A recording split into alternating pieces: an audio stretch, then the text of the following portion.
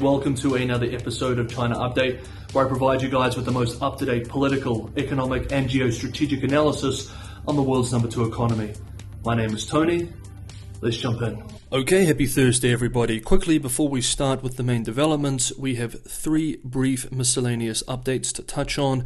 In yesterday's video, we discussed speculation that the closed-door annual Central Economic Work Conference had been postponed. It now appears that it was not postponed, and that it began today, and that it will run today and tomorrow. We will discuss the closed-door meeting after its conclusion. Second, yesterday we discussed a Goldman Sachs report forecast that the Chinese economy will surpass that of the US economy in 2035, much later than their previous forecast in 2011. For what it's worth, the Japanese think tank Japan Center for Economic Research has also published a similar report this week, on Wednesday, yesterday, looking at the same question, concluding, quote, China's nominal gross domestic product is unlikely to surpass that of the US in the next few decades, end quote, abandoning its forecast from just last year that China would be number 1 by 2033, and going to show just how these types of long-term forecasts are seriously difficult to pull off. The report concluded that the leading cause of economic slowdown in China will be, quote, over the long term, labor shortages stemming from the country's dwindling population will act as a drag on its economic growth. End quote. Being a Japanese think tank, the researchers are probably very familiar with the effects of population aging and decline on economic dynamism. One further thing before the main developments, it's being reported that the 6 PRC diplomats based in Manchester, including the Consul General, are returning to China. We remember that the Manchester consulate was the location of a troubling incident in which a protester was dragged into the consulate grounds and attacked. Last week, the British government requested that Beijing waive diplomatic immunity for the diplomats so that the police could conduct interviews for their criminal investigation. It appears that Beijing has decided that the best move is to recall the 6 individuals. Some analysts speculate that a mutually face-saving deal was privately made between the 2 governments. Publicly, both sides have made tough statements. Okay, now for the main stories which surround the reopening. If you enjoy the content, please remember to hit that like button. And unfortunately, once again, many people in recent days have told me that YouTube has unsubscribed them. If you believe you should be subscribed, maybe take this opportunity to check. Also, analytics tell me that only half of you guys do actually subscribe to the channel. So if you do enjoy watching the occasional episode with YouTube doing what it is currently doing, for reasons that are beyond me, it could be a good idea to subscribe and hit that bell notification button to make sure that YouTube continues to notify you when these episodes go up. And as always, anyone who wants to go that extra mile and help me keep the channel sustainable and free on YouTube, Patreon and Buy Me a Coffee links are in the description below. Thank you as always, everybody, for the ongoing support. Okay, let's move into the main stories around reopening. There is a growing wave of COVID cases putting pressure on the country's health system. Beijing is already seeing a lot of outbreaks, and for the next few days we will primarily watch the capital, as we have very limited vision on much of the rest of the country outside of major urban centers. As we watch the first wave grow in Beijing, we must keep in mind that the capital is relatively wealthy and well-resourced compared to many poorer parts of the country, so its performance will not be particularly representative of other regions. On Tuesday, COVID Czar Vice Premier Sun Chunlan underwent an investigation tour in Beijing. As of Monday this week, according to local officials, there were 303 fever clinics at Beijing hospitals, increasing from 94 just before the change in official policy towards the virus, and all of the city's 349 community health centers have set up fever clinics. This number has continued to grow this week. According to Chinese financial media outlet Yicai, primary care facilities are, quote, already facing manpower and financial constraints and understaffing, end quote. One Beijing community health worker told the outlet that they will likely run out of some drugs in a matter of days. Reporting from the Hong Kong-based South China Morning Post suggests the strain is even worse than this.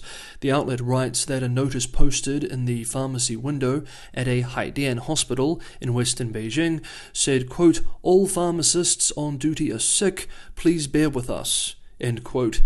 a situation repeated in other departments. Another administrator at a second-tier hospital in Dongcheng, in the central eastern part of the city, said so many doctors were ill in the pediatric department that she had to limit each shift to one doctor, so at least there was someone qualified to prescribe drugs. Insufficient medical resources could be a serious issue too. Quote, "One of the reasons we had such a high mortality rate in Hong Kong is because we simply didn't have enough hospital resources to cope in the surge. And unfortunately, that is what is going to happen in about 1 or 2 months' time in the mainland."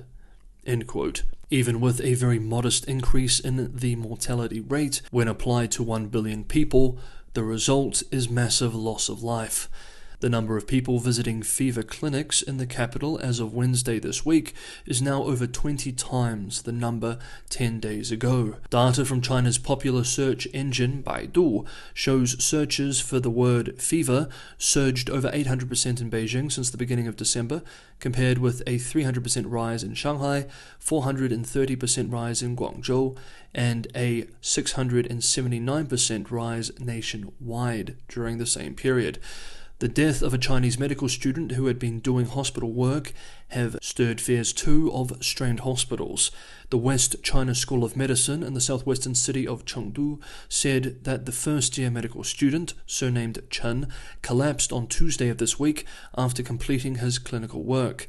It said he died of cardiac arrest on Wednesday. At the national level, the same day, yesterday, the government announced that it would offer a second booster dose of the COVID-19 vaccine to vulnerable groups who had received their first booster shot more than 6 months ago. Meanwhile, the national government has made the bizarre decision to stop reporting asymptomatic cases and only count confirmed cases detected in public testing facilities where symptoms are displayed.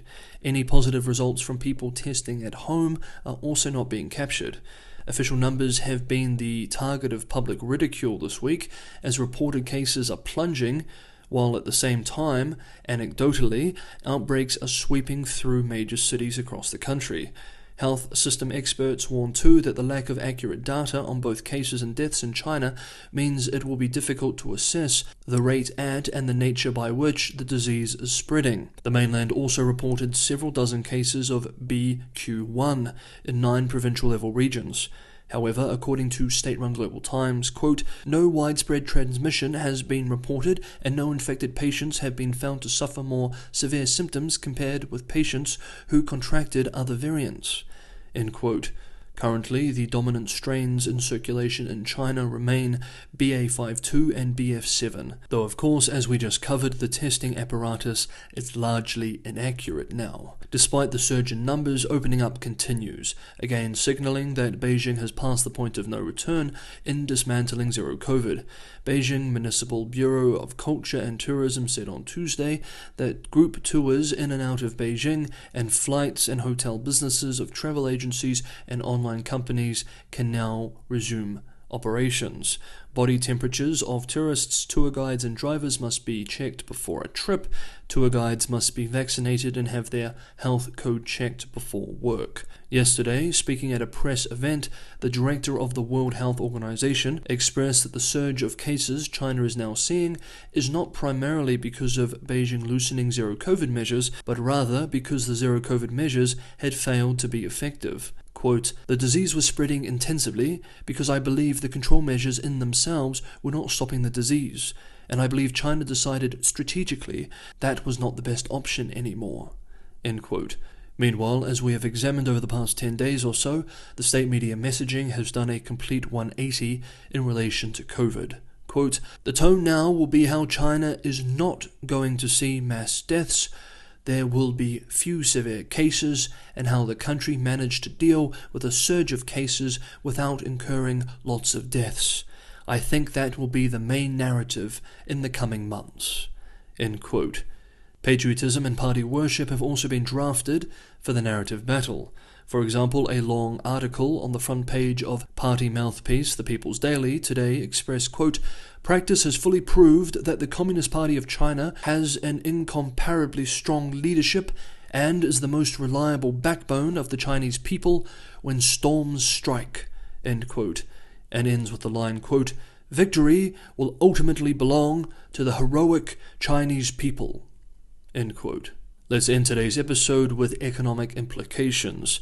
With China firmly putting zero COVID behind it, after what will likely be a very messy and painful few months, most analysts agree that 2023 will see a better performance than 2022, though systemic issues, for example the property sector, debt accumulation, weak demand, local fiscal reform issues, and a shrinking labour force will remain and continue to apply headwinds to long-term economic dynamism.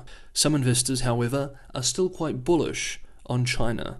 Quote, "I've gone from being cautiously optimistic about Xi Jinping returning to a pragmatic path to now being bullish on China. Xi Jinping has, in recent weeks, given clear signals that he is returning to a pragmatic approach to COVID, to the economy, and to relations with the United States. I understand that some may be skeptical about whether Xi will follow through on these three issues, but in my view, these pragmatic paths are all in Xi's own self-interest. With these recent decisions, Xi has acknowledged that in the past, pragmatic policies have made China rich and kept the Communist Party in power, and that pragmatism is the best course for his country's future and for his own legacy." End quote. We will find out over the next 6 to 12 months whether Mr. Rothman's bullishness is well placed or not. For now, however, the country has a very difficult month or two to get through, and this includes for investors. Quote, "Let's give 1 month to see how things will be. Everything is changing so fast. It's chaos now." End quote. Okay, that is today's episode of China Update. Thank you so much, everybody, for watching. I will see you all tomorrow.